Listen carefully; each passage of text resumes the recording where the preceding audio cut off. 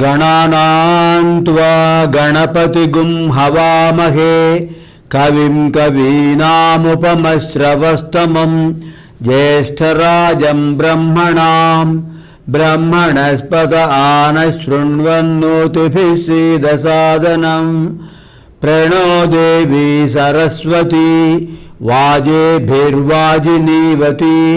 धीनामवित्र्यवतु गणेशाय नमः सरस्वत्यै नमः श्रीगुरुभ्यो नमः।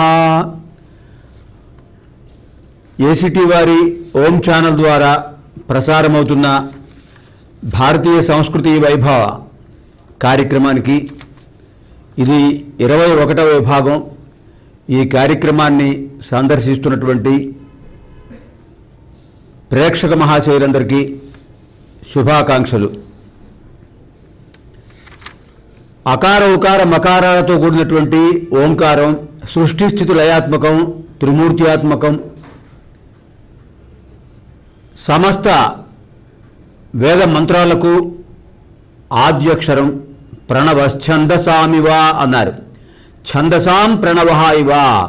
వేదములన్నిటిలోనూ కూడా ఆద్యక్షరం, ప్రథమాక్షరం ఓంకారం. అటువంటి ఓంకారాన్ని ఉపాసించిన వాళ్ళు కామదం మోక్షదం చేయవ, కోరికలు, ఐహికమైన కోరికలు, పారలౌకికమైన కోరికలు, ఆధ్యాత్మికమైన కోరికలు కూడా పొందగలరు. అటువంటి బిందు సంయుక్తమైన ఓంకారం పరమ పవిత్రమై భారతీయ సంస్కృతి వైభవానికి మూల కారణమై సమస్త చరాచర సృష్టికి కూడా బీజం వంటిదై ఉన్నట్టు ఆ ఓంకారం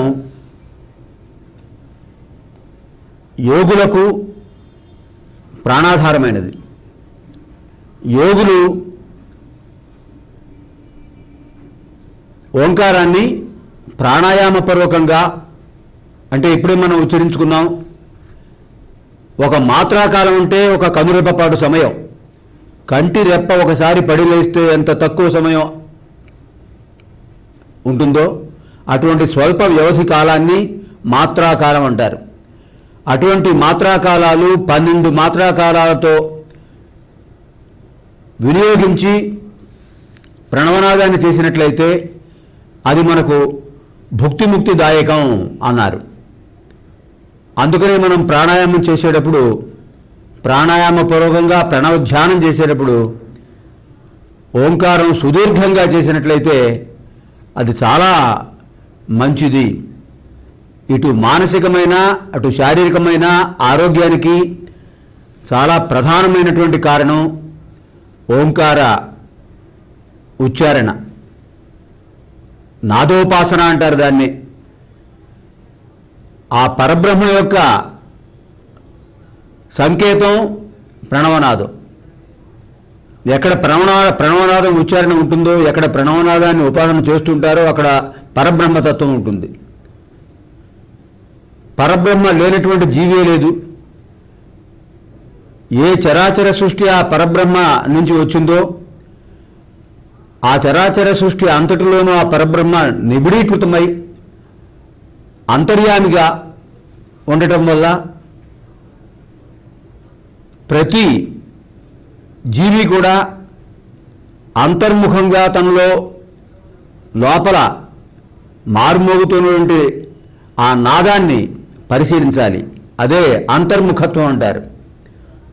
ఈ అంతర్ముఖత్వం వల్ల మన లోపల ఆ నాదం ఏ విధంగా వస్తుందో మనం పరిశీలించే అవకాశం మనకు ఉంటుంది. ప్రాణాయామం 2 రకాలుగా ఉంటుంది. అంతఃప్రాణాయామం, బహిఃప్రాణాయామం. బహిఃప్రాణాయామం మనం ప్రయత్నంతో చేస్తే కానీ సాధ్యం కాదు. స్థిరమైన ఆసనంలో కూర్చోవాలి. సమం కాయ శిరోగ్రీవం అని భగవద్గీతలో చెప్పినట్లుగా నిటారుగా కూర్చోవాలి. ప్రాణాయామపూర్వకంగా ప్రణవనాదాన్ని ఉచ్చరించాలి. ఇది బహిఃప్రాణాయామం. ఈ బహిఃప్రాణాయామం అభ్యాసం చేసి చేసి దీనిలో పరిపక్వ స్థితి పొందిన తర్వాత మనకు తెలియకుండానే అంతఃప్రాణాయామం జరుగుతూ ఉంటుంది. ఉచ్ఛ్వాస నిశ్వాస యాంత్రికంగా ఎలా జరుగుతూ ఉంటాయో, ఉచ్ఛ్వాస నిశ్వాస రెండు కలిపి సోహంగా సకార హకారములు, హం అనేటటువంటిదే ఓంకారం చివరి భాగం. అంటే మనం నిశ్వాస ఎంతసేపు చేయగలమో అంతసేపు ఆ ప్రణవనాదం చేయగలం. అది 12 మాత్రల సమయంలో చేయొచ్చు అని మనం ఇంతకుముందు అధ్యాయాల్లో చెప్పుకున్నాం. 12 మాత్రల సమయంలో ఓంకారాన్ని ఉచ్చరించినట్లయితే అది ప్రాణాయామపూర్వక ప్రణవనాదం అవుతుంది. ఇది చాలాసార్లు చెప్పిన విషయం కదా, మళ్ళీ చెప్తున్నారేమిటి అని అనుకోవచ్చు. ప్రేక్షక మహాశయులు ఈ విషయాన్ని బాగా గుర్తుంచుకోవాలి. కొన్ని ముఖ్యమైన విషయాలు మనం పదే పదే చెప్పుకుంటూ ఉంటాం. పునశ్చరణ చేయడం వల్ల అది ధారణలో ఉండిపోతుంది. ఏదైనా ఒక నూతనమైన విషయం మనం తెలుసుకున్నప్పుడు ఆ విషయాన్ని ఇతరులకు చెప్పినప్పుడు అది స్థిరీకరణ అయిపోతుంది. అందువల్ల విద్య ఎప్పుడు కూడా క్షయతో వృద్ధిమాయాతి అన్నారు విద్య విషయంలో. అందరికీ చెప్తున్న కొద్దీ మన విద్య వృద్ధి పొందుతూ ఉంటుంది. అంచేత ఋగ్వేదంలో మొట్టమొదట ఒక మహావాక్యం చెప్పారు, ప్రజ్ఞానం బ్రహ్మ. ఇది ఋగ్వేదంలో ఉన్న మహావాక్యం అంటారు. 4 వేదాల్లో 4 మహావాక్యాలు ఉన్నాయి. ఆ 4 వేదాల్లో ఉన్న మహావాక్యాలు కూడా మనకి బ్రహ్మతత్వాన్ని గురించి చెప్పినవే.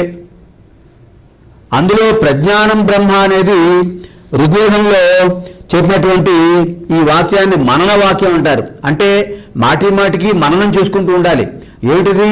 ఆ బ్రహ్మతత్వం ఏమిటండి? ప్రజ్ఞానం, ప్రకృష్టం జ్ఞానం, ప్రజ్ఞానం. జ్ఞానం అంటే తెలుసుకోవటం. దేన్ని తెలుసుకోవాలి? బ్రహ్మతత్వాన్ని తెలుసుకోవాలి.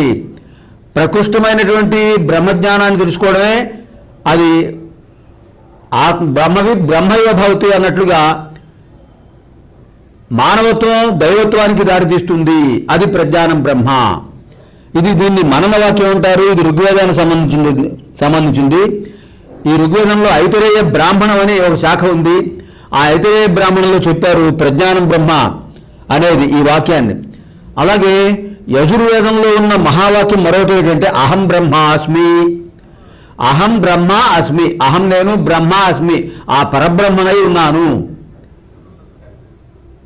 చాలామంది యోగులు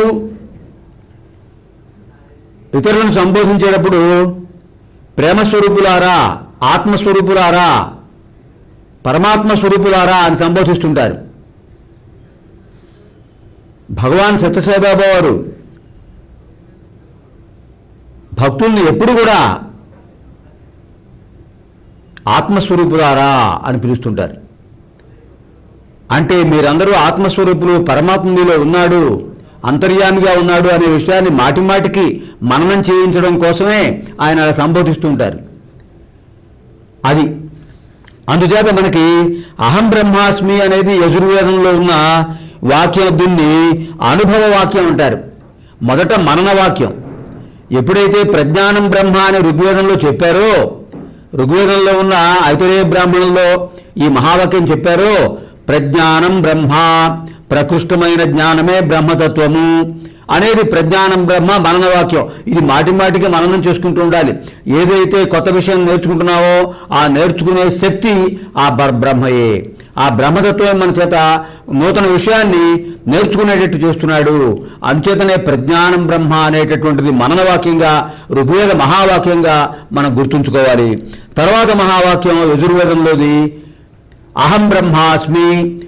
దీని తర్వాత వచ్చే స్థితి ఎప్పుడైతే మాటిమాటికి ప్రజ్ఞానమే బ్రహ్మ అని తలుచుకుంటూ ఉంటారో, మననం మాటిమాటికి ధ్యానం చేసుకుంటూ ఉంటారో, మననం అంటే అనుస్మరణం, పదే పదే అనుకోవటం. అలా అనుకోవడం వల్ల ఏమవుతుంది, అహం బ్రహ్మాస్మి అనేటటువంటి రెండవ ఉన్నత స్థితి కలుగుతుంది. ఋగ్వేదం మొదటిది, రెండవది యజుర్వేదం. యజుర్వేద స్థాయి వచ్చేటప్పటికి ఇది యజుర్వేదంలో బృహదారణ్యక ఉపనిషత్తు ఉందండి. యజుర్వేదంలో ఒక ఉపనిషత్తు బృహదారణ్యక ఉపనిషత్తు అంటారు. బృహదారణ్యకం దానికి సంబంధించిన ఉపనిషత్తు బృహదారణ్యక ఉపనిషత్తు. ఆ బృహదారణ్యక ఉపనిషత్తులో ఈ అహం బ్రహ్మాస్మి వాక్యం చెప్పారు. అహం బ్రహ్మాస్మి, అహం నేను బ్రహ్మ అస్మి, బ్రహ్మనై ఉన్నాను, పరబ్రహ్మనై ఉన్నాను. అంటే ఈ దేహంలో ఉన్న దేహి ఈ జీవాత్మయే ఆ పరమాత్మయే ఉన్నాడు. అదే అద్వైత సిద్ధాంతం. జగద్గురు ఆదిశంకరులు, ఆయన శంకర భగవత్పాదులు సిద్ధాంతీకరించినది ఇదే. బ్రహ్మ సత్యం జగన్మిథ్యా జీవో బ్రహ్మైవ నాపరహ అని చెప్పారు. బ్రహ్మ సత్యం, పరబ్రహ్మ శాశ్వతమైనది. జగన్మిథ్య, కనిపించే దృశ్యం అంతా కూడా, దృశ్య జగత్తంతా కూడా అదృశ్యమయ్యేదే. ఇదంతా అవాస్తవం, వాస్తవం పరబ్రహ్మతత్వం ఒకటే. జీవో బ్రహ్మైవ నాపరహ, ఈ జీవాత్మ పరమాత్మయే, వేరొకటి కాదు. అది అద్వైత సిద్ధాంతం. ద్వైతం అంటే రెండు, అద్వైతంతో ఒక్కటే. దాన్నే ఉపనిషత్తుల్లో చెప్పారు. ఏకం సత్ విప్రా బహుధా వదంతి. ఒకే సత్యస్వరూపాన్ని అనేక రకాల దేవతా స్వరూపులుగా భావించారు ఋషులు ఈ రుక్కుల్లో. అందుకని రెండవ మహావాక్యం యజుర్వేదంలోది, బృహదారణ్యక ఉపనిషత్తులోది అహం బ్రహ్మాస్మి, నేను పరబ్రహ్మనై ఉన్నాను. అంటే ఈ జీవాత్మయే ఆ పరమాత్మ, మరొకటి కాదు. ఇది ఇంకా మూడవది సామవేదంలో ఉన్న మహావాక్యం ఏమిటండి, తత్వమసి. తత్వమసి, తత్వం అసి. ఈ తత్వం అనేది, తత్వం అసి అనేటటువంటి దీన్ని ఉపదేశ వాక్యం అంటారు. మొదటిది ప్రజ్ఞానం బ్రహ్మ మననవాక్యం, రెండవది అహం బ్రహ్మాస్మి అనుభవవాక్యం. అనుభవవాక్యం అంటే ఈ జీవాత్మే పరమాత్మ అనే అనుభవంలోకి తెచ్చుకోవాలి. ఎలా తెచ్చుకోవాలి? అసలు నేను అంటే ఏమిటి? రమణ మహర్షి, భగవాన్ రమణ మహర్షి అది చెప్పారు. రమణ మహర్షి సాక్షాత్తు అగ్నిహోత్ర స్వరూపుడు. ఆయన అగ్నిహోత్రుడే ఆ అంశగా జన్మించాడు. అరుణాచలం అంటేనే అగ్నిలింగం. అది ఆ అరుణాచలేశ్వరుడి యొక్క సన్నిధిలో ఆయన పూర్తిగా తాను పరబ్రహ్మనేటటువంటి జ్ఞానాన్ని తెలుసుకుని బ్రహ్మవిద్ బ్రహ్మైవ భవతి, బ్రహ్మజ్ఞానం పొందినవాడు, ఆ బ్రహ్మజ్ఞానం గ్రహించినవాడు, ఆ బ్రహ్మజ్ఞానంతో ఉన్నవాడు బ్రహ్మయే అవుతాడు. బ్రహ్మవిద్ బ్రహ్మైవ భవతి, బ్రహ్మం తెలుసుకున్నవాడు బ్రహ్మయే అవుతాడు అనేటటువంటి స్థితికి వచ్చినటువంటి ఆయన మహా జగద్గురువు ఆ రమణ మహర్షి. ఆ రమణ మహర్షి అందరికీ ఆయన ఒక్కడే చెప్తుంటారు, నేనెవరు, కోహం, కహ అహం, అహం నేను, కహ ఎవరిని. ఇలా ప్రశ్న వేసుకోమంటారు ఆయనే. ఇలా ప్రశ్న వేసుకోగా సమాధానం అదే లభిస్తుంది అంటారు. కోహం కోహం కోహం అని అనుకుంటుంటే సమాధానం కొన్నాళ్ళకి సోహం సోహం సోహం అని వస్తుంది. కహాహం, నేను ఎవరిని అని ప్రశ్న వేసుకుంటే సమాధానం సహాహం, ఆ పరమాత్మయే నేను, ఆ పరమాత్మనే ఈ జీవాత్మ. ఈ దేహం అశాశ్వతం. ఆ పరమాత్మ నుంచి వచ్చినటువంటి జీవాత్మ ఈ దేహంలో కొన్నాళ్ళు ఉంటుంది. వాసాంశ జీర్ణాన్ని యథా విహాయ నవాని గృహ్ణాతి నరోపరాణి. ఎంతవరకు ఈ దేహం ఉంటుందో స్వాస్థ్యంగా ఆరోగ్యవంతంగా అంతవరకు ఆ జీవాత్మ ఇందులో ఉంటుంది. ఈ దేహం ద్వారా ఆ ధర్మాన్ని నిర్వర్తింపజేస్తుంది. ఎప్పుడైతే పుట్టిన ప్రతి మరణించ తప్పదు కనుక ఈ దేహం క్షీణిస్తుందో, జీర్ణమైపోతుందో, సడలిపోతుందో, అప్పుడు పాడైపోయిన చిరిగిపోయిన వస్త్రాన్ని విడిచిపెట్టి కొత్త వస్త్రాన్ని ఎలా ధరిస్తారో మానవులు, అదేవిధంగా ఈ జీవాత్మ ఈ దేహాన్ని విడిచిపెట్టి మరో నూతన దేహంలో ప్రవేశిస్తుంది. అదే పునర్జన్మ. అలా జన్మ ఎత్తకుండా మరో జన్మ లేకుండా పూర్తిగా కైవల్యం పొందడమే మోహక్షయము. ఆ మోహక్షయం, మోహాన్ని విడిచిపెట్టడం. ఇందులో ఉన్న దేహి అంటే ఆత్మ, దేహాన్ని ధరించినవాడు దేహి, ఈ దేహంలో ఉన్నవాడు దేహి. ఈ దేహి అక్కడ ఉన్న పరమాత్మయే అని తెలుసుకోవడమే జ్ఞానం. ఆ జ్ఞానం లేకపోవడమే మోహం. మోహాన్ని క్షయింపజేసుకోవడమే మోక్షం. చూడండి ఎంత సులభంగా చెప్పారు భగవాన్ బాబా వారు. మోహక్షయమే మోక్షం అని చెప్పారు. అటువంటి మోక్ష మార్గాన్ని కల్పించేదే ఈ వాక్యాలన్నీ కూడా. అందుకని మనకి ఈ అనుభవ వాక్యం ఎప్పుడైతే వచ్చిందో, అహం బ్రహ్మాస్మి అనేది, నేను బ్రహ్మనై ఉన్నాను అని ఎప్పుడైతే తెలుసుకున్నాడో, అంటే కొంత అనుభవగతం అయిందనమాట. ఈ జీవాత్మ పరమాత్మయే. నేను నేను నేను అనేది ఆ పరమాత్మయే. నేను అనేది సంస్కృతంలో ఆత్మన్ అంటారు. ఆత్మన్ శబ్దానికి నేను అని అర్థం. అంటే ఈ ఆత్మయే తెలుగులో నేనంటున్నాం, సంస్కృతంలో ఆత్మ. అది అలా గ్రహించడం, అలా ఆ అనుభవాన్ని పొందడమే అది అనుభవవాక్యం అహం బ్రహ్మాస్మి. మరి మూడవది ఏంటి? అది ఉపదేశవాక్యం.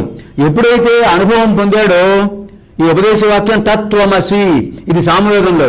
తత్ త్వం అసి, తత్ ఆ పరమాత్మ, త్వం అసి నీవై ఉన్నావు. తను ఎప్పుడైతే అనుభవం పొందాడో అహం బ్రహ్మాస్మి అనేది ఈ అనుభవవాక్యంతో నేను ఆత్మస్వరూపుణ్ణి ఎప్పుడైతే అనుభవం పొందాడో అప్పుడు ఇతరులకు ఉపదేశం చేసే అర్హత పొందుతాడు. ఆ ఉపదేశం చేసే గొప్ప స్థితి వస్తుంది. ఆ వచ్చినప్పుడు ఏం చేస్తాడు? తన దగ్గరికి వచ్చినటువంటి గాములకు, మోక్షాన్ని కోరే వ్యక్తులకు ఉపదేశం చేస్తాడు. ఏమని? తత్ త్వం అసి, తత్ త్వం అసి. తత్ ఆ పరమాత్మ, త్వం నీవై అసి ఉన్నావు. అది తత్వమసి. ఇది సామవేదంలో ఇది ఛాందోగ్య ఉపనిషత్తు ఉందండి. సామవేదంలో ఉన్న ఛాందోగ్య ఉపనిషత్తులో ఉన్నటువంటి ఈ వాక్యాన్ని ఏమంటారంటే ఉపదేశ వాక్యం అంటారు. మొదట ప్రజ్ఞానం బ్రహ్మ మనన వాక్యం. మననం చేసుకోగా అహం బ్రహ్మాస్మి అనే అనుభవం పొందుతాడు. ఎప్పుడైతే అనుభవం పొందాడో బ్రహ్మైవ భవతి, తను పరమాత్మను తెలుసుకున్నాడో అప్పుడు ఇతరులకు చెప్పే అర్హత పొందుతాడు. అప్పుడు తత్వమసి అనే ఉపదేశ వాక్యాన్ని చెప్పగలుగుతున్నాడు. తత్ త్వం అసి, ఆ పరమాత్మయే నీవై ఉన్నావు. ఇది సామవేదంలో అది మూడో మహావాక్యం. ఇంకా నాలుగవ వాక్యం ఏంటండి? అది అన్నిటికంటే పారమ్య స్థితి. అది అథర్వవేదంలోది. అథర్వవేదంలో దీన్ని సాక్షాత్కార వాక్యం అంటారు. సాక్షాత్కార వాక్యం అంటే తనలో ఉన్న పరమాత్మ, ఎదుటివాడిలో ఉన్న పరమాత్మ ఒక్కటే అని చూడగలిగేవాడే. ఎదుటివాడిలో భగవంతుడిని చేసుకునే తత్వమే సాక్షాత్కార వాక్యం. దాన్ని అయం ఆత్మ బ్రహ్మ అంటారు. ఇది నాలుగో మహావాక్యం. అయం ఆత్మ బ్రహ్మ. అయం ఆత్మ, ఈ వ్యక్తి శరీరంలో ఉన్న ఆత్మ పరమాత్మయే. ఇది సాక్షాత్కార వాక్యం. చూడండి ఎంత బాగా చెప్పారు. ఈ 4 మహావాక్యాలకు కూడా ఆదిశంకరుల వారు వ్యాఖ్యానం రాశారు. మహావాక్య చతుష్టయం అని దానికి ఆ శీర్షిక పెట్టారు. ఆ శీర్షికతో ఈ 4 వాక్యాలు, దీనికి 4 వాక్యాల్లోనూ ఉపనిషత్తులు సారాంశం నింపేశారు జగద్గురువులు, పరమాచార్యులు, ఆదిశంకరులు. అందుకని మనము ఈ 4 వాక్యాలు తప్పకుండా గుర్తుపెట్టుకుంటూ ఉండాలి. ఈ 4 వాక్యాలు జాగ్రత్తగా గుర్తుపెట్టుకుని, అవగాహన చేసుకుని, మననం చేసుకుంటూ, అనుభవవాక్యం చేసుకుంటూ, ఉపదేశంగా చెప్పుకుంటూ, ఇతరులకు చెబుతూ, అందరిలోనూ ఎప్పుడైతే వ్యాప్నోతిథి విష్ణువు, సర్వంలో అన్నిట్లోనూ వ్యాపించి ఉన్నవాడే పరమాత్మ అనే తత్వాన్ని ఎప్పుడైతే సాక్షాత్కారం పొందుతాడో, అందరిలోనూ ఆ పరమాత్మను సాక్షాత్కారం పొందుతాడో, అక్షాత్కారం అంటే అక్ష అంటే నేత్రం, నేత్రానికి ఎదురుగ్గా ఉండేటటువంటి సాక్షాత్, అదే ప్రత్యక్షం. నేత్రానికి ఎదురుగ్గా ఉండేది ప్రత్యక్షం. ఎదురుగ్గా లేకుండా అవతల కనిపించకుండా ఉండేది పరోక్షం. సాక్షాత్కార వాక్యం ప్రత్యక్షం. ఈ సాక్షాత్కార వాక్యమే అయమాత్మా బ్రహ్మ. ఈ 4 వాక్యాలు మనం ఎప్పుడు మానం చేసుకుంటుండాలి. అదే భారతీయ సంస్కృతి వైభవ వాక్యాలు. భారతీయ సంస్కృతి వైభవాన్ని మనం దర్శించాలంటే ఈ 4 వాక్యాలని కూడా మనం మానం చేసుకుంటుండాలి. మళ్ళీ ఒకసారి పునశ్చరణ చేసుకుందామండి వాక్యాలు. మొదటిది ప్రజ్ఞానం బ్రహ్మ. ప్రజ్ఞానం బ్రహ్మ, ఇది మనన వాక్యం. ఈ ప్రజ్ఞానమే, ప్రకృష్టమైన జ్ఞానమే ఆ పరబ్రహ్మ. ఎందుకన్నారు? సత్యం జ్ఞానమనంతం బ్రహ్మ. సత్యం జ్ఞానమనంతం బ్రహ్మ. కేవలం ఈ వాక్యం మీద భగవాన్ బాబా వారు ఒక కీర్తన చెప్పారు. సత్యం జ్ఞానమనంతం బ్రహ్మ. సత్యం జ్ఞానమనంతం బ్రహ్మ. సత్యం జ్ఞానమనంతం బ్రహ్మ. సత్యం బ్రహ్మ జ్ఞానం బ్రహ్మ. అనంతం బ్రహ్మ అనంతం బ్రహ్మ. సత్యం జ్ఞానమనంతం బ్రహ్మ. సత్యం శాశ్వతమైనది, జ్ఞానము జ్ఞానస్వరూపము, అది అనంతమైనటువంటిది, అంతం లేనిది, అదే బ్రహ్మతత్వము అనే 4 వాక్యాల సారాంశమే సత్యం జ్ఞానమనంతం బ్రహ్మ.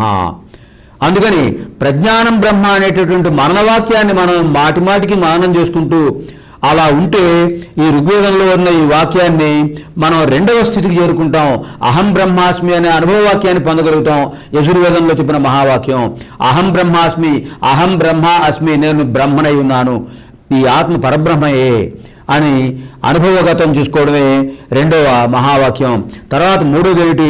తత్ త్వమసి, తత్ త్వం అసి, ఆ పరమాత్మయే నీవై ఉన్నావు అని ఎదుటివాడిలో కూడా నేను ఎప్పుడైతే బ్రహ్మనై ఉన్నానని తెలుసుకున్నానో, అనుభవగతం చేసుకున్నానో, నీవు కూడా బ్రహ్మవే అని ఎదుటివాడిలో కూడా బ్రహ్మను చూడగలిగే తత్వమే అది ఉపదేశ వాక్యం. ఎదుటివాడికి ఉపదేశించే స్థాయి పొందుతున్నాడు. ఆ అనుభవ వాక్యం వల్ల ఉపదేశ స్థాయి వచ్చింది. ఈ 3వ వాక్యం ఎప్పుడైతే సామవేదంలోకి వచ్చేసిందో, 4వది పక్కన ఉన్న మరో వ్యక్తి, నేను నీవు అతడు, ఉన్నది ముగ్గురే కదండి, నేను నీవు అతడు. అంచేత 3వ స్థానానికి వచ్చాం. 3వ స్థానానికి వచ్చినప్పుడు అయం ఆత్మా బ్రహ్మ, ఈ వ్యక్తిలో ఉన్న ఆత్మయే, ఆత్మ కూడా బ్రహ్మయే అని ఎప్పుడైతే సాక్షాత్కార వాక్యం అన్నిట్లోనూ ఆ పరబ్రహ్మం సాక్షాత్కరింప చేసుకుంటామో అది 4వ మహావాక్యం అథర్వవేదంలోది. ఈ 4 వాక్యాలు మనం చెప్పుకుంటూ ఉండాలి. ఈ విధంగా మనం 4 వేదాల్లో వాక్యాలు చెప్పుకున్న తర్వాత ప్రస్తుత విషయానికి మనం వద్దాం. ఏమిటది? ఈ రుక్కులు మనం ఎంతవరకు చెప్పుకున్నామంటే, ఋగ్వేదంలో ప్రథమ మండలంలో 10 మండలాలు ఉన్నాయండి ఋగ్వేదంలో. అందులో ప్రథమ మండలంలో మనం ఇప్పటి వరకు కూడా వైశ్వామిత్ర మధుచంద్రుడు, ఆయన కుమారుడు జేత, అలాగే కర్మ మహర్షి యొక్క కుమారుడు, ఆయన శిష్యుడు కూడాను అటువంటి మహానుభావుడు మేధాతిథి, ఈ 3 మహానుభావులు దర్శించిన దేవతామూర్తుల వర్ణనలు తెలుసుకుందాం. ఆ దేవతామూర్తుల వర్ణనలు అయిన తర్వాత ఇప్పుడు ఇవాళ మనం ఏకాదశి దేవతా సూక్తాన్ని మనం తెలుసుకోవాలి. ఇవాళ ఏకాదశి దేవతా సూక్తం అంటే 11 దేవతలు ఉన్నారండి. ఇక్కడ ఏకాదశి సూక్తంలో ఉన్న 11 మంది దేవతలు ఎవరు అనేది మనం ఇవాళ ఈ అధ్యాయంలో ఈ ఆదివారం జరుగుతున్న సంస్కృతి వైభవ కార్యక్రమంలో మనం తెలుసుకుందాం. ఎవరిక్కడ 11 మంది దేవతలంటే,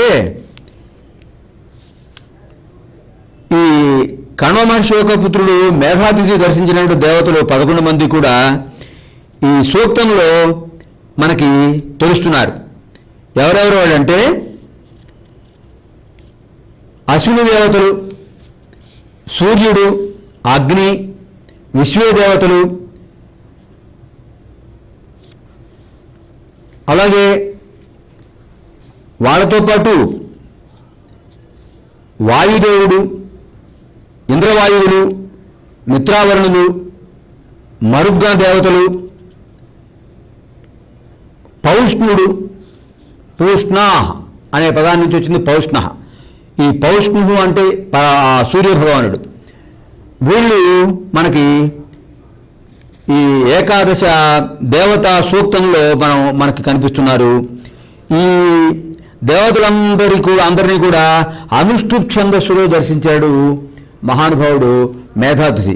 అంటే ఆ దేవతల గురించి ఆయన దర్శించి ఆ దేవతల యొక్క విషయాల్ని అనుష్ఠుప్ ఛందస్సులో మనకు తెలియజేస్తున్నాడు మేధాతిథి. ఈ మేధాతిథి తెలియజేస్తున్నటువంటి మంత్రాల్లో మనం ముఖ్యంగా ప్రారంభంలో మనం తెలుసుకోవాల్సిన విశ్వదేవతలు. విశ్వదేవతల గురించి ఇంతకుముందు జేత అనే మహానుభావుడు కూడా చెప్పాడండి. ఆ జేత అనే ఋషి కూడా విశ్వమంతా వ్యాపించి ఉన్న దేవతలు విశ్వదేవతలు. ఇంకా వాళ్ళ గురించి వివరంగా తెలుసుకోవాలంటే నిరుతి దిగ్భాగంలో అంటే తూర్పు, ఆగ్నేయం, దక్షిణం, నిరుతి, అక్కడి నుంచే వస్తుంటాయి ఋతుపవనాలు. ఆ నిరుతి భాగంలో ఉంటారు విశ్వదేవతలు, పితృదేవతలు అందరూ కూడా ఆ స్థానంలో ఉంటారు. ఈ విశ్వదేవతలు విశ్వమంతటా వ్యాపించి విశ్వమంతటా కూడా బహుజన హితాయ బహుజన సుఖాయ అని అందరూ క్షేమంగా ఉండాలి, అందరికీ మేలు కరగాలి అనే కోరికతో వస్తుంటారు. అందరికీ స్వస్తి చెప్పడానికి వస్తుంటారు మహానుభావులు, వాళ్ళు విశ్వదేవతలు. విశ్వదేవతల్ని మనం ఇంతకుముందు సూక్తంలో చెప్పుకున్నాం. వాళ్ళను పితృకార్యాల్లో మనం తలుచుకుంటూ ఉంటామని. పెద్దవాళ్ళు మరణించినప్పుడు వారి యొక్క వాళ్ళను స్మరించుకుంటూ ప్రతి సంవత్సరం మనం పెట్టుకునేటువంటి దాన్ని పితృకార్యం చేసుకునేది. ఆ కార్యక్రమాన్ని పితృకార్యం అంటారు, పైతృకము అంటారు, ఆబ్దికము అంటారు. ఆబ్ద అంటే సంవత్సరం. సంవత్సరానికి ఒకసారి ఏ తిథినాడు వాళ్ళు మరణించారో ఆ తిథినాడు ఆ కార్యక్రమాన్ని చేసుకుంటే దాన్ని ఆబ్దికము అంటారు. ఆ అబ్దమునందు ఏర్పాటు చేసే కార్యక్రమాన్ని ఆబ్దికము. ఆ ఆబ్దికం నాడు మనం విశ్వదేవతల్ని మనం స్మరించుకుంటాం, ఆరాధిస్తాం. ఆ విశ్వదేవతలు పితృదేవతల స్థానంలో ఒక భోక్తను, విశ్వదేవత స్థానంలో ఒక భోక్తను. అంటే వాళ్ళ పేర్లు చెప్పి వీళ్ళకి మనం సమృద్ధిగా భోజనం పెడతాం. విశ్వదేవతల్ని ఆ భోక్తలో ఆహ్వానిస్తాం. పితృదేవతల్ని పితృస్థానంలో కూర్చున్న ఆ భోక్తలో ఆవాహన చేస్తాం. చేసి ఈ విశ్వదేవ స్థానంలో ఉన్నవాళ్ళను తడిపినటువంటి తెల్లటి బియ్యంతో వాళ్ళను అర్చిస్తూ ఆ విశ్వదేవతల్ని వీళ్ళల్లో ఆహ్వానించి, ఓ విశ్వదేవతలారా, నేను చేస్తున్నటువంటి పితృకార్యాన్ని జయప్రదం చేయండి, మా పితృదేవతలకు ఆనందం కలిగించండి, వాళ్లకు పుణ్యలోకాలు కలిగేట్టు చేయండి అని ఆ విశ్వదేవతని ప్రార్థిస్తాం. అలాగే పితృస్థానంలో చేసేటప్పుడు వాళ్ళకి ఏం చేస్తుంటాం, నువ్వులతో అర్చన చేస్తుంటాం. నువ్వులతో అర్చన చేసి వాళ్ళకి అపసవ్యంలో వాళ్ళకి తిలోదకాలు అవి ఇస్తూ వాళ్ళను అర్చిస్తూ పితృదేవతలని పితామహ ప్రపితామహ, లేదా మరణించిన వ్యక్తి తల్లి అయితే మాతృ పితామహి ప్రపితామహి స్థానాలని 3 చోట్ల కూడా ఆవాహన చేస్తూ ఉంటాం. ఇది ఆ సమయంలో మాత్రమే విశ్వదేవత మనం స్మరించుకుంటూ ఉంటాం. కానీ విశ్వదేవతలు సర్వత్రా సంచరించేటటువంటి దివ్యశక్తి కలిగిన మహానుభావులు. ఆ విశ్వదేవతలు ఎప్పుడు కూడా మన యొక్క చరాచర జీవక్షేమం కోసం వాళ్ళు సంచరిస్తూ ఉంటారు. ఆ విశ్వదేవతల గురించి ఇక్కడ ఏం చెప్పారంటే, ఓ విశ్వదేవతలారా, మేము చేసేటటువంటి ఈ యజ్ఞ కార్యక్రమానికి రండి. మీరు ఇక్కడ దర్భలు పరిచాం, ఈ దర్భల మీద కూర్చోండి. మీరు ఈ సోమపానం చేయండి, ఇక్కడ సోమరసం సిద్ధంగా ఉంచాం, ఈ సోమరసాన్ని స్వీకరించండి. మీ అనుగ్రహం ఉంటేనే మేము ప్రపంచంలో శాంతి, తుష్టి, పుష్టి కలిగి ఉంటాము.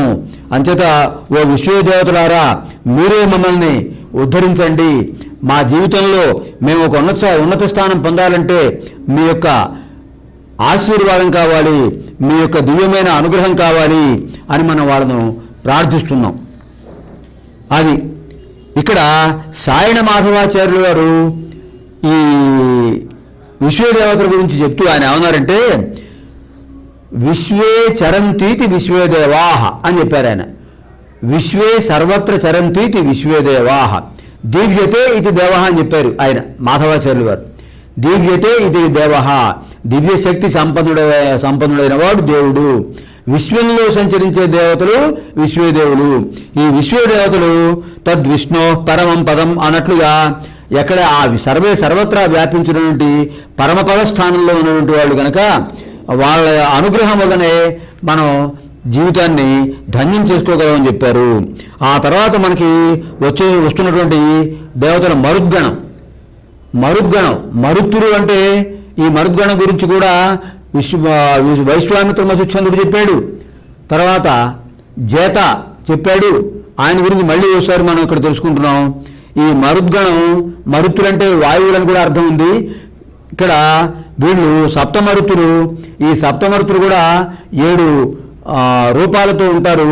ఈ 7 రూపాల్లో ఉన్న దేవతామూర్తులు ఈ సప్తమరుతులు వాళ్ళ యొక్క శక్తితో మనకి ఋతుపవనాలను సమీకరించి ఋతుపవనాలకు వాళ్ళ ప్రోత్సాహం కలగజేస్తూ ప్రేరణ కలగజేస్తూ సరిగ్గా సుదృష్టి కలిగేటట్లుగా చేసేవాళ్లే మరుత్తులు. ఈ సప్తమరుతులు ఇంద్రుడికి సహాయం చేస్తూ ఉంటారు. ఇంద్రుడికి సహాయం చేసి ఆ ఇంద్రుడి యొక్క సహకారంతో ఈ మేఘమండలాన్ని ఒకచోటకి చేరుస్తూ ఉంటారు.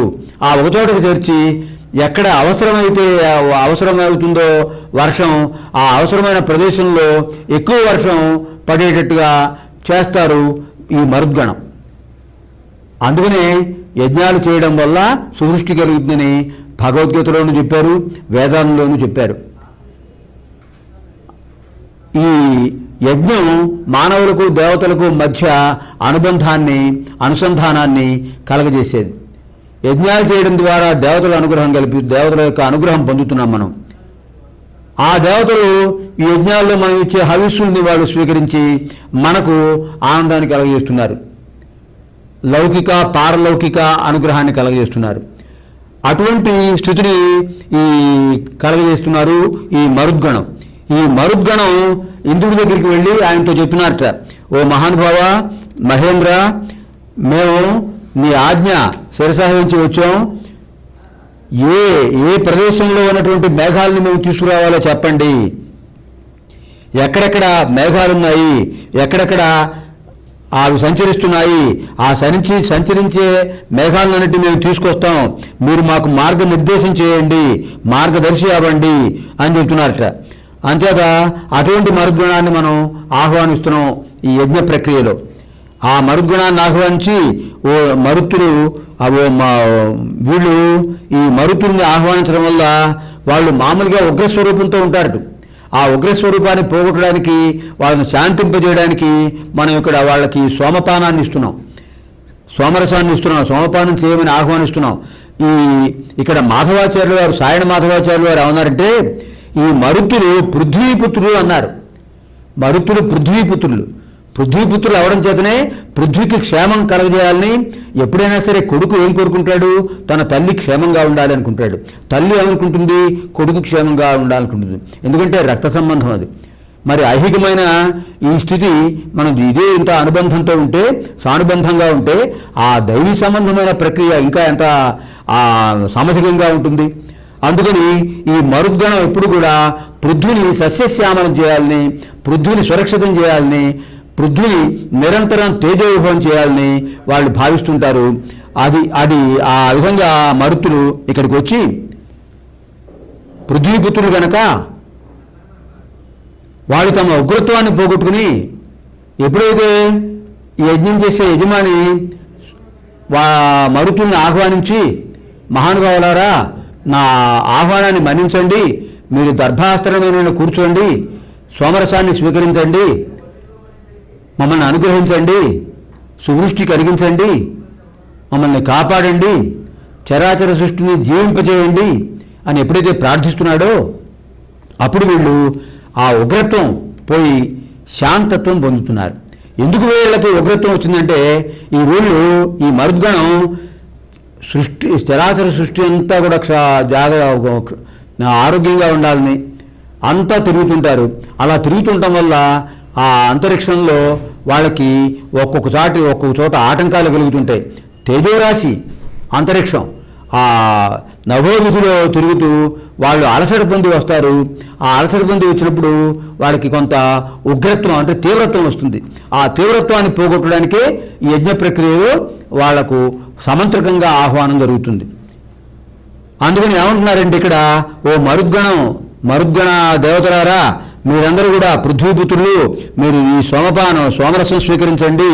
మీరు శూరులు, మీరు అందరికీ మేఘాలన్నిటికీ నాయకులు. మీరు ఈ శుభకరమైన ఈ మేఘాలని మీరు తీసుకురండి. మీరు శాంతిమంతులుగా ఉండండి, ప్రకాశమానంగా ఉండండి. మీరు దిగు నుంచి ఈ భూమికి వస్తున్నారు కనుక ఓ మరుతులారా, మీరు మాకు సుఖం కలిగించండి. మరుతో మృళయంతునః అన్నారు ఇక్కడ. మరుతో మృళయంతునః, మరుతః మృళయంతు నః. మరుతః మరుద్గణం, నః మమ్మల్ని మృళయంతు జీవింపచేయాలి అని ప్రార్థిస్తున్నారు. ఈ విధంగా ఈ మరుద్గణాన్ని ప్రార్థించిన తర్వాత మనం పూష అనేటటువంటి పౌష్ణ అంటారు. దాన్ని సంబోధనలో ఓ పూష, ఓ సూర్యదేవ అని ఆయన గురించి చెప్తున్నారు ఇక్కడ. ఈ మేధాతిథి మహర్షి ఏం చెప్తున్నాడంటే, పౌష్ణుణ్ణి మనం ఇక్కడ వర్ణించాలి అని చెప్తున్నాడు ఆయన. ఈ పౌష్ణుడు మనకి గమనశీలం కలిగిన వాడు పౌష్ణుడు. గమనశీలం అంటే ఏమిటి? ఆయన ఎప్పుడు ఒక చోట ఉండడు, సంచరిస్తుంటాడు. అంటే ఆయన స్థిరంగా ఒక చోట ఉన్నా కూడా ఆయన కిరణాలు మొత్తం లోకాలన్నింటిలోనూ సంచరిస్తుంటాయి. కిరణాలు సంచరించని ప్రదేశం ఏముందండి? కిరణాలు తగలని, కిరణాలు స్పృశించని భాగం ఉందా? అంచేత గమనశీలత కలిగినట్టుగా కిరణాలు కనుక ఆ పౌష్ణుడు గమనశీలం కలిగినవాడు. ఆ గమనశీలం కలిగిన పౌష్ణుడు అన్ని చోట్ల వ్యాపిస్తున్నాడు. ఆయన ఎక్కడెక్కడ కనిపించని దుష్టశక్తులు ఉన్నాయో వాటినన్నిటినీ పోగొడుతున్నాడు. వాటినన్నిటినీ పోగొట్టి అంతరిక్షాన్ని ప్రకాశమానం చేస్తున్నాడు. అంతేకాకుండా ఎక్కడైతే గూఢమైన విషయాలు ఉన్నాయో, ఎక్కడైతే రహస్యమైన విషయాలు ఉన్నాయో వాటినన్నిటినీ కూడా ప్రత్యక్షీకరింపజేస్తున్నాడు, సాక్షీభూతుడవుతున్నాడు. అటువంటి మహానుభావుడు ఈ సూర్యుడు. సరతి ఇతి సూర్య అని చెప్పుకున్నాం గత కార్యక్రమంలో, ఇంతకుముందు కార్యక్రమంలో. సరతి ఇతి సూర్య అంటే ఏమిటి? ఇది నిరుక్తం. పదం యొక్క వ్యుత్పత్తిని చెప్పేదే నిరుక్తం అంటారు. సరతి ఇతి సూర్య, వ్యాపింపచేసేవాడు, వ్యాపన శక్తి గలవాడు, గమన శక్తి గలవాడు సూర్యుడు. తన కిరణాలతో సర్వత్రా వ్యాపించి ఉన్నాడు కనుక సూర్య. అటువంటి సూర్యుడిని మనం ప్రార్థిస్తున్నాం. ఏమిటి? ప్రతి సంవత్సరం కూడా మేము మీ ఋతు పరివృత్తిని సరిగ్గా కలిగించండి స్వామి. ఓ భాస్కరా, నీ అనుగ్రహం వల్లే ఋతు పరివృత్తి సక్రమంగా నడుస్తోంది. చైత్ర వైశాఖాలు వసంత ఋతువు, జ్యేష్ఠ ఆషాఢాలు గ్రీష్మ ఋతువు. ఇప్పుడు మనం జ్యేష్ఠ మాసం చివరికి వస్తున్నాం. మరి శ్రావణ భాద్రపదాలు వర్ష ఋతువు, ఆశ్వేజ కార్తీకాలు శరదృతువు. ఈ విధంగా మనకి ఋతు పరివృత్తులు ఏమవుతుంది?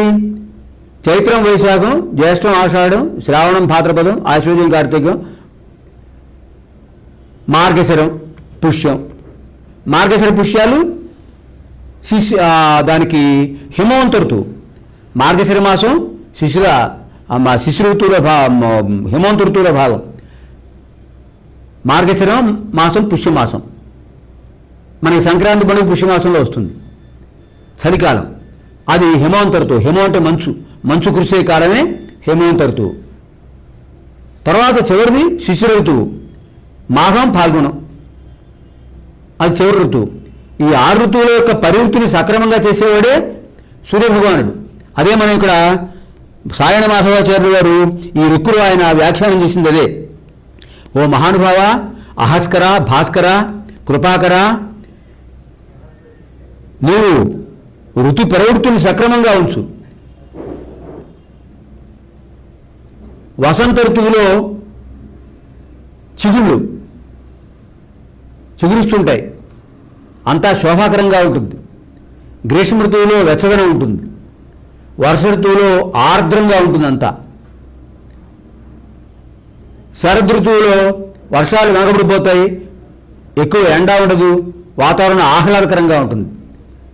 హేమంత ఋతువులో చల్లటి వాతావరణం, మంచు పడుతూ ఉంటుంది. శిశిర ఋతువులో ఆకురాలు కాలం, ఆకులన్నీ కూడా ఆకులు ఉడిచిపోయి పండుటాకులు రాలిపోతుంటాయి. పండుటాకులు రాలితేనే కదా కొత్త వచ్చేది చిగుళ్ళు. వార్ధక్యం పొందిన తర్వాత శరీరాలు పోవాల్సిందే. వృద్ధులు పోతేనే శిశువులు ఉద్భవిస్తుంటారు. వృద్ధులు పోకుండా శిశువులు ఉదయిస్తూ ఉంటే ఏమవుతుంది? భూలోకం నిండిపోతుంది జీవులతో, భారం అయిపోతుంది.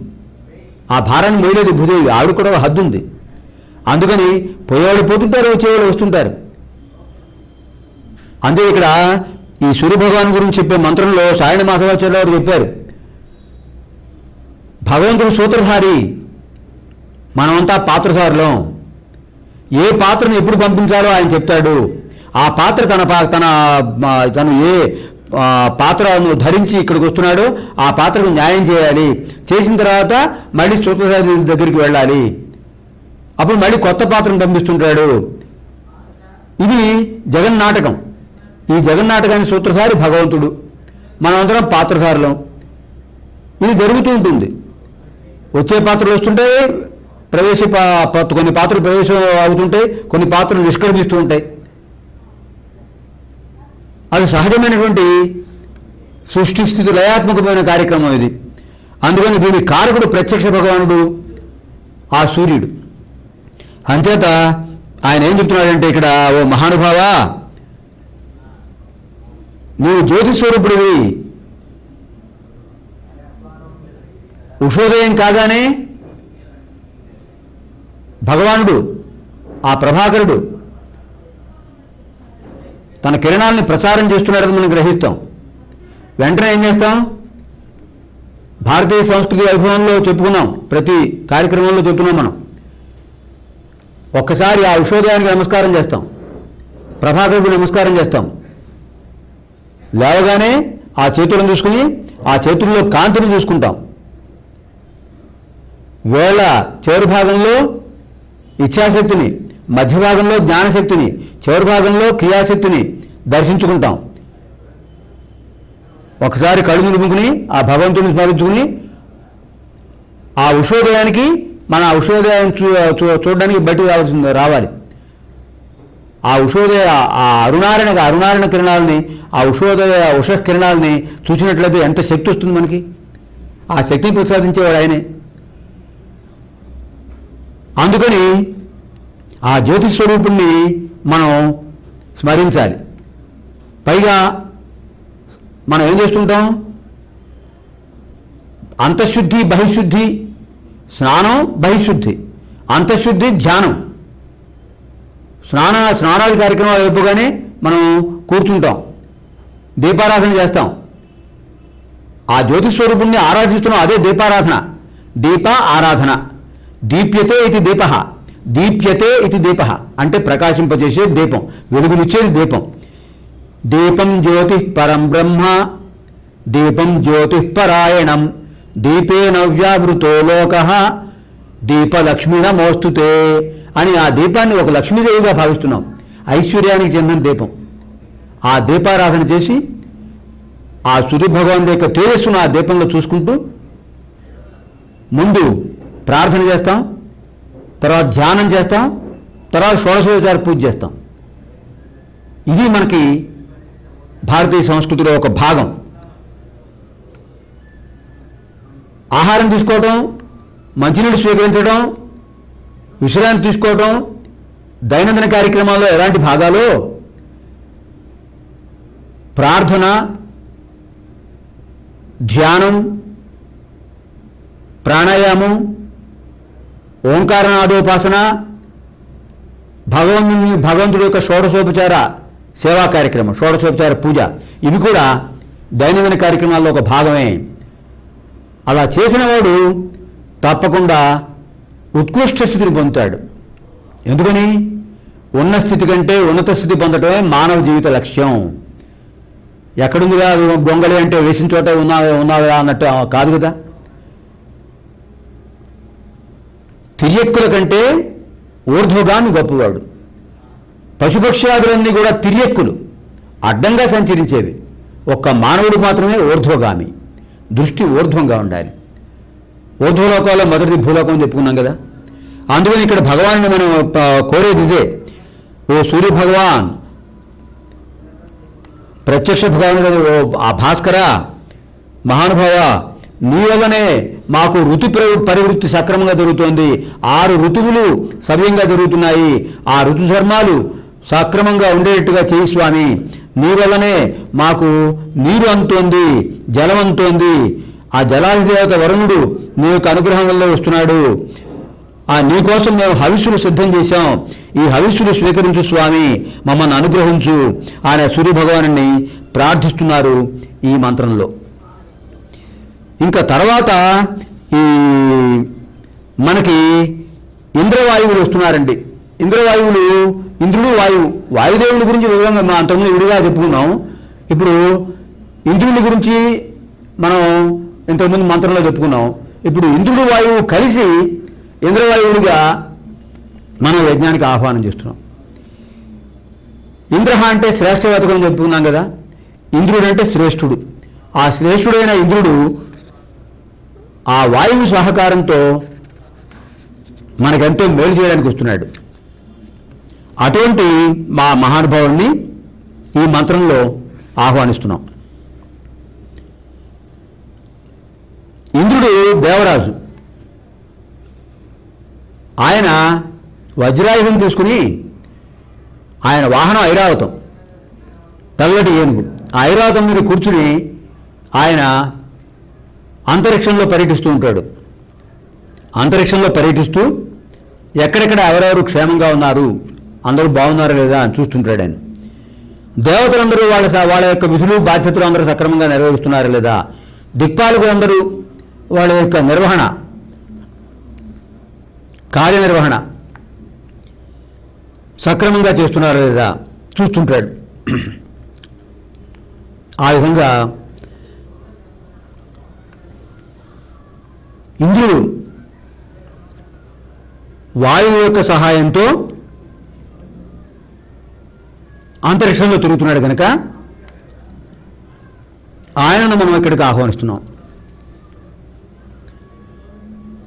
దివ్యలోకమంలో ఉన్నటువంటి ఇంద్రవాయువుల్ని దర్భల మీద, దర్భలు పరిచిన ఆసనం మీదకి ఆహ్వానిస్తున్నాం. ఇక్కడ ఇంద్రవాయువుల గురించి ఈ మంత్రంలో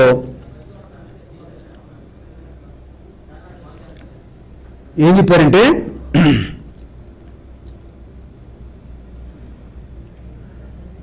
సజ్జనులను రక్షించడం అనేది వీళ్ళ బాధ్యత, దుర్జనులను శిక్షించడం అనేది కూడా వీళ్ళ బాధ్యత. ఓ ఋతుజులారా, ఇంద్రవాయువులను ఆహ్వానించండి. ఆ ఇంద్రవాయువులు బుద్ధికి అధిపతులు. మన బుద్ధిని సక్రమంగా నడిపేవాళ్ళు వాళ్ళే. అటువంటి ఆ దేవతలనిద్దరిని కూడా మనం ఇక్కడ ఆహ్వానిస్తున్నాం.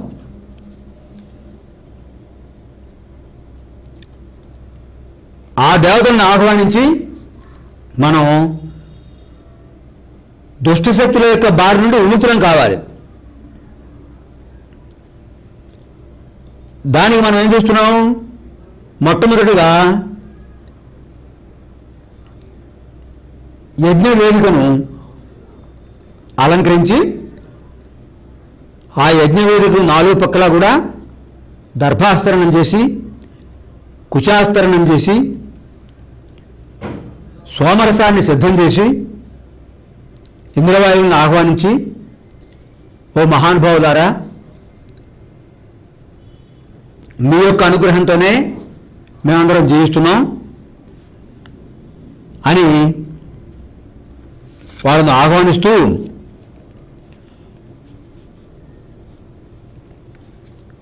వాళ్ళను చెప్తున్నాం.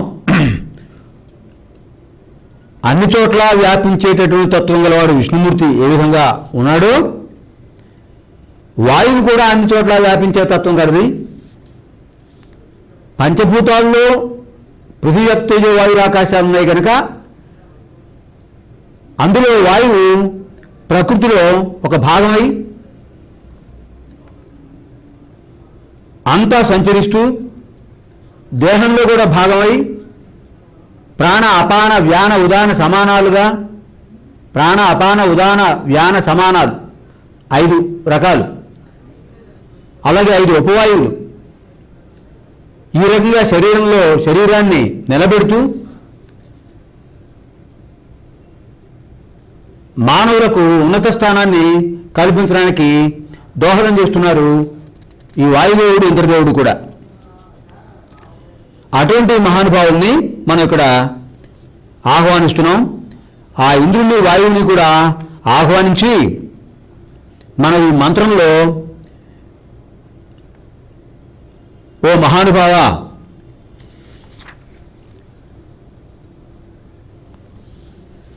ఇంద్రవాయువులారా, మీ యొక్క అనుగ్రహం వలనే